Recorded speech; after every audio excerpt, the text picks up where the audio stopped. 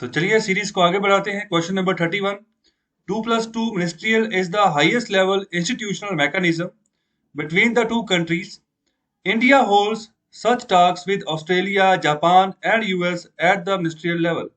The ministries related to 2+2 talks are. तो अब सीधा सा क्वेश्चन है, यहाँ पर एक हाईएस्ट लेवल इंस्टीट्यूशनल मैकेनिज्म है जिसमें यहाँ पर 2+2 मिनिस्ट्रियल की हम बात करते हैं, इनकी मीटिंग्स होती है। ओके, तो किन्हीं दो मुल्कों में ना एक बार में मीटिंग होती है, जैसे इंडिया जापान हो गया, इंडिया ऑस्ट्रेलिया हो गया, इंडिया यूएस हो गया। तो वहां पर हम ये तीनों मुल्कों के साथ ये 2+2 मीटिंग करते हैं। क्वेश्चन ये है कि ये 2+2 मीटिंग में जो ये पर दो मंत्रालय हैं, तो ये कौन कौन से मंत्रालय हैं? ओके, यही दो मंत्रालय जो होंगे, या जो मिनिस्टर होंगे इंडिया की तरफ से होंगे, और वही जो जो दो मिनिस्टर होंगे वो ऑस्ट्रेलिया की तरफ से होंगे, अगर ऑस्ट्रेलिया के साथ हम यहाँ पर मीटिंग कर रहे हैं। जहाँ यूएस के तरफ से होंगे अगर यूएस के साथ मीटिंग कर रहे हैं, जहाँ जापान की तरफ से होंगे अगर जापान के साथ मीटिंग कर रहे हैं। ओके, तो ये मीटिंग के जो समय है ना, जापान, ऑस्ट्रेलिया और यूएस के साथ, ये अलग अलग होता है। ऐसा नहीं है कि एक ही बार में जो ना इकट्ठे बैठ के ऐसी मीटिंग होती है। ओके, तो जब जब यहाँ पर जो विजिट होती है मिनिस्टर्स की, ओके, जैसे भी यहाँ पर रूटीन होती है, तो इस हिसाब से अलग अलग यहाँ पर महीने होते हैं, अलग अलग यहाँ पर तारीखें होती है। ओके, तो अभी ये दो मंत्रालय कौन कौन से हैं? ऑप्शन ए है ministry of defence and ministry of foreign affairs, option B ministry of education and ministry of home affairs, option C ministry of foreign affairs and ministry of education, option D ministry of defence and ministry of tribal affairs. तो सही answer क्या है इसमें से, इन चारों में से?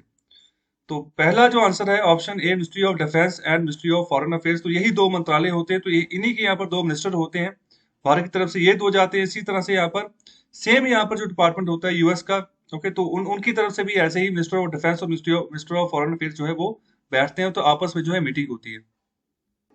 और आगे है question number 32। Kyrgyzstan is a landlocked central Asian country by which of the following country it does not share its boundary? Option A Kazakhstan, option B Tajikistan, option C Uzbekistan, option D Afghanistan. तो इन चारों मुल्कों में से किसके साथ जो है किर्गिस्तान की जो लैंड बाउंड्री है वो टच नहीं करती है? हालांकि ये एक लैंड लॉक्ड कंट्री है, तो यहाँ पर जब हम वर्ड यूज करते हैं लैंड लॉक्ड, इसका मतलब है किर्गिस्तान के आसपास जितने भी मुल्क हैं, तो यहाँ पर कहीं पर भी जो है ना उसको समुद्री रेखा नहीं लगती। ओके, तो यहाँ पर कहीं पर भी कोस्टल एरिया नहीं है, तो चारों तरफ से जो है यहाँ पर जमीन से ही घिरा हुआ है। ओके, तो चारों तरफ जो है इसके बॉर्डर है।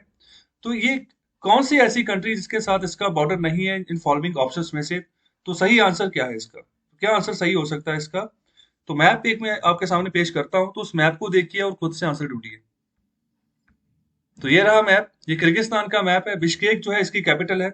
तो देखिए कि कौन कौन से मुल्कों के साथ इसकी लैंड बाउंड्री टच हो रही है। ओके, तो यहाँ पर कौन सा आंसर जो है सही हो सकता है?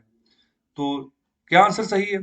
जो इसकी सबसे, अगर one of the longest boundary अगर कोई कहे, तो यहाँ पर चाइना के साथ भी है। ओके, तो ये वाली बाउंड्री, उसके बाद कजाकिस्तान के साथ है, उसके बाद इधर वाली साइड जो है ना, ये सारा का सारा उज्बेकिस्तान है, और नीचे की ओर जो है वो ताजिकिस्तान है। तो यहाँ पर एक मुल्क जो ऑप्शन में था लेकिन यहाँ पर नहीं है, वो कौन सा है? वो है अफगानिस्तान। तो अफगानिस्तान के साथ जो है किर्गिस्तान का बॉर्डर नहीं लगता है। ओके, तो इसका थोड़ा ध्यान रखें, चाइना के साथ भी इसका बॉर्डर है। और आगे है question number 33।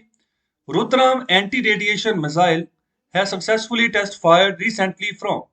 Option A Sriharikota, option B Sukhoi 30 fighter aircraft, option C Rafale, option D Abdul Kalam island. तो इन चारों में से कौन सा आंसर सही है? ये जो रुद्राम एंटी रेडिएशन मिसाइल है, इसको अभी टेस्ट फायर सक्सेसफुली करके देखा गया। तो ये कहाँ से इसका यहाँ पर ये टेस्ट फायर हुआ था? ओके, किस कहाँ से इसको चलाकर देखा गया? तो कौन सा आंसर सही है? अगर आपको ये पता होगा ना कि ये वाली मिसाइल जो है ये सरफेस टू एयर ट्रेवल करती है, या फिर एयर टू सरफेस करती है, या फिर सरफेस टू सरफेस करती है, या फिर एयर टू एयर करती है, इन चारों में से अगर आपको कोई भी चीज पता होगी तो आपको इसका आंसर पता चल जाएगा। ओके, तो इसका जो सही आंसर है वो है option B Sukhoi 30 fighter aircraft. Okay, तो ये एयर टू सरफेस चलती है, मतलब हवा से ये मिसाइल दागी जाती है। तो हवा से कैसे दागी जाएगी? जो हमारे एयरक्राफ्ट होंगे तो उन्हीं में यहाँ पर इंस्टॉल की जाती हैं ऐसी मिसाइल्स, और हवा से ही इनको फायर किया जाता है। और इस मिसाइल की जो यहाँ पर रेंज है वो 100 से लेकर 150 किलोमीटर के बीच में है। ओके, और इसके अलावा जिस ऑर्गेनाइजेशन के द्वारा इस मिसाइल को डेवलप किया गया उसका नाम है DRDO, defence research and development organisation. और इसके अलावा ये जो है ना, ये भारत की पहली जो है इंडिजिनसली यहाँ पर डेवलप की हुई मिसाइल है। अगर हम बात करें एयर टू ग्राउंड के हिसाब से, ओके, तो एयर टू ग्राउंड स्ट्राइक के हिसाब से अगर बात करें कि हवा से नीचे सरफेस पे भेजनी है, तो उसके हिसाब से ये पहली इंडिजिनसली डेवलप मिसाइल है। ओके, और इससे पहले भी जो है ना इंडिजिनसली हम जो है एक ब्रह्मोस मिसाइल बना चुके हैं रशिया के साथ पार्टनरशिप करके। ओके, तो यहाँ पर ब्रह्मोस करके ये दो नदियों के नाम है। एक नदी जो है ब्रह्मपुत्र भारत की, और जो दूसरा यहाँ पर नाम है ना MOS करके, तो यही नदी जो है ये रशिया की है। तो दोनों नदियां का जो पहले तीन अक्षर है तो दोनों को मिलाकर जो है नाम दिया गया है इस मिसाइल को, जो कि डीआरडीओ के द्वारा बनाई गई थी पहले, जिसका नाम था ब्रह्मोस। तो अभी हाल ही में हमारी एक डील भी साइन हुई है। हम पहली बार जो है ब्रह्मोस मिसाइल को एक्सपोर्ट करने जा रहे हैं। तो कौन से मुल्क को एक्सपोर्ट करने जा रहे हैं? फिलीपींस को। ओके, तो फिलीपींस को एक्सपोर्ट क्यों कर रहे हैं? क्योंकि अभी चाइना का ना साउथ चाइना सी में बहुत ज्यादा डिस्प्यूट बढ़ता जा रहा है। जितने भी कंट्री साउथ चाइना सी में बढ़ती हैं तो वो अभी अपनी सिक्योरिटी के ऊपर फोकस कर रही हैं, और किसी ना किसी तरीके से अच्छी क्वालिटी के जो यहाँ पर वेपन्स हैं उनको इम्पोर्ट कर रही हैं वो। और आगे है question number 34, air force day celebrated every year on. Option A October 8, option B October 9, option C October 7, option D October 10। तो कौन सा आंसर सही है? तो ऐसे क्वेश्चंस की रिवीजन चाहिए तो रिवीजन किया करें बार बार। ओके, जो पीडीएफ आपको मिल जाता है तो वही से रिवाइज एक बार कर ले, तो ज्यादा से ज्यादा हार्डली 5 मिनट लगेंगे आपको, लेकिन रिवीजन जरूर करें। किसी पीडीएफ का मतलब ही ये होता है। नहीं तो इस वीडियो को भी आप जो है दोबारा से सुन सकते हो, तो तब भी आपकी रिवीजन हो सकती है। तो सभी क्वेश्चंस इंपॉर्टेंट है, ध्यान रखें। जितना जनवरी 2020 से लेकर अभी मई 2021 तक जितने भी करंट अफेयर्स हो गए सभी हमने कवर करने हैं। तो अच्छे तरीके से यहाँ पर सुने। तो इसका जो सही आंसर है वो है अक्टूबर 8। ओके, 8 अक्टूबर को हम एयरफोर्स डे जो है उसको सेलिब्रेट करते हैं हर साल। और आगे है question number 35, who has won the 2020 Nobel literature prize. तो लिटरेचर के मामले में कौन सी ऐसी पर्सनैलिटी है, शख्सियत है, जिसको कि नोबेल प्राइज 2020 का दिया गया है? ऑप्शन ए है पीटर हैंक, ऑप्शन बी है लुइस ग्लक, ऑप्शन सी है ओल्गा टोकार्जुक, और ऑप्शन डी है अमिताभ कांत। तो कौन सा आंसर सही है इसका? इसका जो सही आंसर है वो है ऑप्शन बी, लुइस ग्लक। ये एक अमेरिकन पोइट है। ओके, जो अमेरिकन पोइट है इन्हीं को यहाँ पर 2020 में नोबेल लिटरेचर प्राइज से यहाँ पर सम्मानित किया गया। और इसके अलावा अगर मैं बात करूं पीटर हांडके की, तो 2019 में इनको मिला था नोबेल लिटरेचर प्राइज। और अगर मैं बात करूं ओल्गा टोकार्जुक की, तो इनको 2018 में मिला था नोबेल लिटरेचर प्राइज। ओके, तो अगर बात करूं मैं अमिताभ कांत की, जो कि ऑप्शन डी है, तो ये मौजूदा चीफ एग्जीक्यूटिव ऑफिसर है नीति आयोग के। ओके, तो नीति आयोग की फुल फॉर्म क्या है? बता सकते हो कमेंट बॉक्स में। तो नीति का क्या मतलब रहता है? नीति का मतलब है national institute for transforming India. Okay, पहले इसका नाम जब इसको शुरुआत में बनाया गया था सन 1950 में, उस समय इसको प्लानिंग कमीशन बोलते थे। और 2015 में 1 जनवरी 2015 को इसका नाम बदल के नीति आयोग रखा गया। तो नीति आयोग नाम बदलने से एक अप्रोच को भी बदला गया था। तो वो अप्रोच क्या थी? पहली जो अप्रोच होती थी जो प्लानिंग कमीशन में जो सरकारें अप्रोच करके चलती थी, तो वहां पर होता था top to bottom approach. Okay, मतलब जो टॉप से जो फरमान आ गया बॉटम तक जो है लोगों तक वही चीज जाएगी।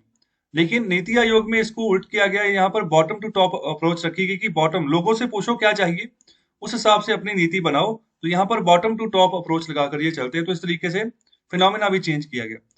तो एक बात मुझे बताइए, ये जो नोबेल लिटरेचर प्राइज मिलता है तो ये कौन सी लोकेशन है? ओके, वर्ल्ड की कौन सी लोकेशन है जहां से जो है इस प्राइज को दिया जाता है?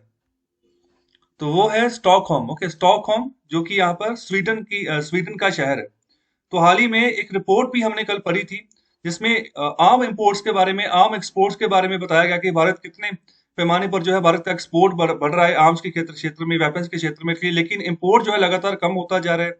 रशिया के साथ भी हमारा जो है इंपोर्ट कम हो रहा है। पहले हम बहुत बड़े पैमाने पर हथियार मंगवाते थे।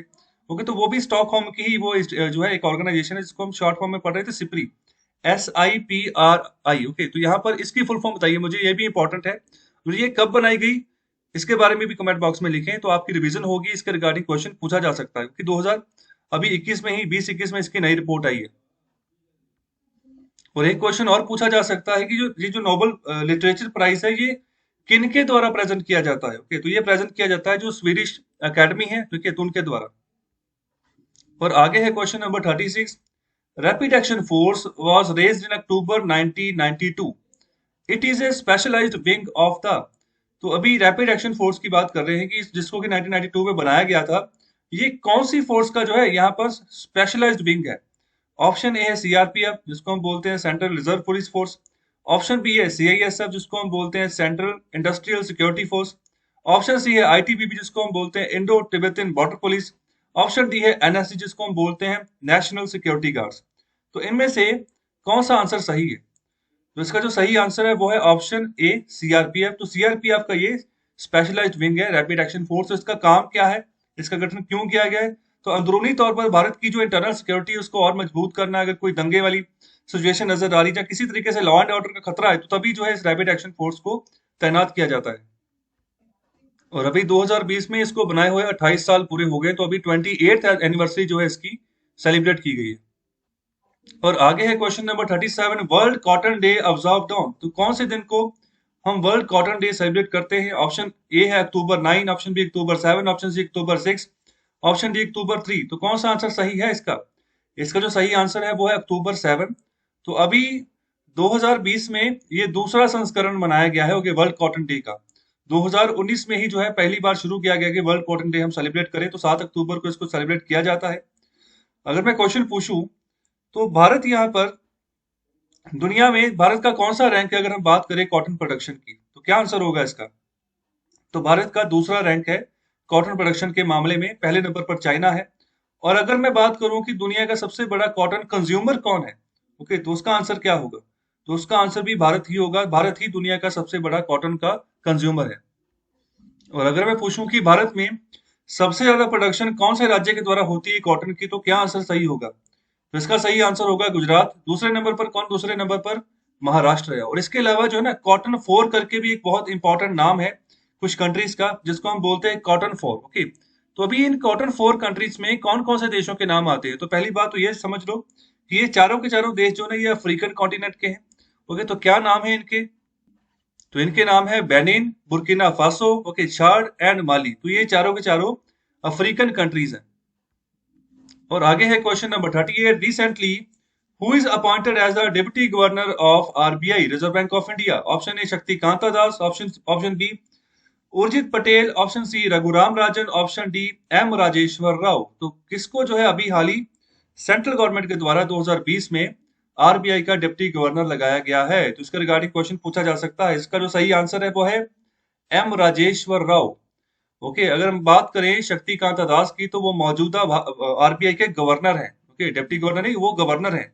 अगर मैं बात करूं उर्जित पटेल की, तो शक्तिकांता दास से पहले उर्जित पटेल गवर्नर थे। और अगर मैं बात करूं रघुराम राजन की, तो उर्जित पटेल से पहले रघुराम राजन जो थे वो आरबीआई के गवर्नर थे। तो उन्हीं के समय कार्यकाल के दौरान डीमोनिटाइजेशन हुआ था, जिसके चलते कुछ ही दिनों बाद इन्होंने रिजाइन कर दिया था आरबीआई की यहाँ पर गवर्नर की पोस्ट से। और आगे है क्वेश्चन नंबर 39, जिसमें पूछ रहे हैं अबोर्टेफूसा नाम दफा इनिसिस, ओके, अबोर्टेफूसा नाम दफा इनिसिस is a new freshwater crab species found recently on the edge of a small stream in Namdapha Tiger Reserve. This tiger reserve is located in, तो क्वेश्चन पहले समझ लें। क्वेश्चन का मतलब यहाँ पर ना, अब अबोर्टेफूसा नाम दफेनेसिस करके एक यहाँ पर केकड़ा पाया गया है, ओके, फ्रेश वाटर केकड़ा है, ओके। तो ये पूछ रहे हैं कि यहाँ पर ये पाया गया है, नाम दफा टाइगर रिजर्व है, ओके, किसी एक प्रांत में, जिसकी एक यहाँ पर छोटी सी स्ट्रीम बहती है पानी की, फ्रेश वाटर की। तो वहां पर इसको पाया गया, इसकी यहाँ पर नई खोज हुई है। तो अभी क्वेश्चन है कि ये जो टाइगर रिजर्व है कहाँ पर लोकेटेड है? ऑप्शन ए है नागालैंड, ऑप्शन बी है मिजोरम, ऑप्शन सी है त्रिपुरा, ऑप्शन डी है उत्तर प्रदेश। तो आंसर क्या है सही? तो आपको अगर इस टाइगर रिजर्व के बारे में पता होगा तो आप आंसर दे सकते हो। तो नाम दफा टाइगर रिजर्व कहां पर पड़ती है? ये मिजोरम में पड़ती है, ओके। तो मिजोरम में पड़ती है नाम दफा टाइगर रिजर्व। और अभी वक्त है क्वेश्चन नंबर 40 का। तो इसमें पूछ रहे हैं wild life week celebrated all over the country in the month of October from, option A 1st to 7th October, option B 2nd to 8th October, option C 3rd to 9th October, option D 4th to 10th October. तो पूरा एक हफ्ता हम wild life week मनाते हैं। जो हमारे flora and fauna है, तो उनकी याद में उनको कैसे सही करें, आने वाले समय में उनके लिए कैसे जो है ना एनवायरनमेंट बनाएं, ओके। क्योंकि बहुत सारी प्रजातियां ऐसी जो विलुप्त हो रही हैं, ओके। छोटे छोटे स्पीसीज ऐसे हैं कि हर साल हम उनकी खोज करते हैं, नए नए स्पीसीज मिलते हैं, लेकिन कुछ प्रजातियां विलुप्त भी हो रही हैं। अगर हम पर्टिकुलर किसी प्लांट्स की बात करें, ओके, तो ऐसे बहुत सारे जड़ी बूटियां पौधे भी हैं केरला वाली साइड, जो हमारा वेस्टर्न घाट है, जो कि हमारा एक डाइवर्सिटी हॉटस्पॉट है, ओके। तो वहां पर कुछ नुकसान होना शुरू हुआ है, जिसके चलते यहाँ पर एक वीक मनाते हैं, वाइल्ड लाइफ वीक। तो ये कौन सी डेट से लेके कौन सी डेट तक मनाते हैं? तो इसका जो सही आंसर है वो है option B 2nd to 8th October, okay. तो 2nd अक्टूबर से लेके 8 अक्टूबर तक जो है हर साल हम वाइल्ड लाइफ वीक के तौर पर जो है इसको सेलिब्रेट करते हैं।